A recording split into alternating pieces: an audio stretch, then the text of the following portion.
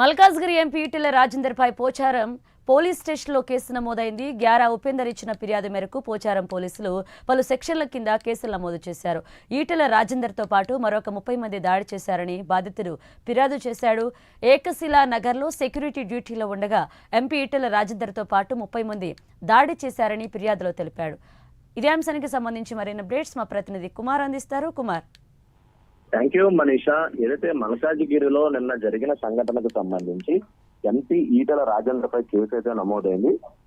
ఉపేందర్ ఇచ్చిన ఫిర్యాదు మేరకు ఈ కేసు అయితే పోలీసులు నమోదు చేశారు. ముఖ్యంగా పోచారం పోలీసులకి ఏదైతే కంప్లైంట్ ఇచ్చిన నేపథ్యంలోనే ఈ కేసు అయితే నమోదు చేశారు. పలు సెక్షన్ల కింద ఏదైతే కేసు అయితే నమోదు చేయడం జరిగింది. ఈటెల రాజేందర్తో పాటు మరో 30 మంది దాడి చేశారంటూ కూడా ఉపేందర్ అయితే ఫిర్యాదు ఇచ్చారు. ఏకశిలా నగర్ లోని సెక్యూరిటీ డ్యూటీలో ఉండగా ఎంపీ ఈటెల రాజేందర్ తో పాటు 30 మంది ఒక్కసారిగా తనపై దాడి చేశారంటూ కూడా ఈ ఫిర్యాదు ఇచ్చిన నేపథ్యంలోనే మల్కాజ్గిరి ఎంపీ ఈటెల రాజేందర్ పై పోచారం పోలీస్ స్టేషన్ అయితే కేసు అయితే నమోదైంది. ముఖ్యంగా చూసుకున్నట్టయితే నిన్న ఏదైతే ఒక ఉద్రిక్త వాతావరణం అయితే చోటు చేసుకుంది. ఇక్కడ ఏకశిలా నగర్ సంబంధించి ఒక ఖాళీ స్థలంలోని అది కబ్జా చేశారంటూ కూడా ఈటెల రాజేందర్ తో పాటు అతని అనుచరులు కూడా ఒక్కసారిగా తనపై దాడి చేశారంటూ కూడా ఉపేందర్ అయితే ఫిర్యాదు ఇచ్చారు.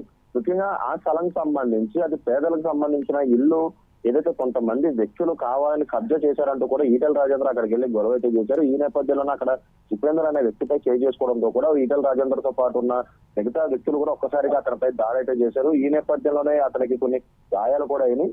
వెంటనే అతను పోచారం పోలీస్ స్టేషన్ ని ఆశ్రయించారు. ముఖ్యంగా ఈటెల రాజేందర్ తో పాటు 30 మంది తనపై దాడి చేశారంటూ కూడా ఫిర్యాదు ఇచ్చిన నేపథ్యంలోనే ఇటు పోచారం పోలీస్ స్టేషన్ లో కూడా కేసు నమోదు చేశారు. పలు సెక్షన్ల కింద ఈటెల రాజేందర్ తో పాటు మరో 30 మందిపై కేసు నమోదైందని తెలిసింది.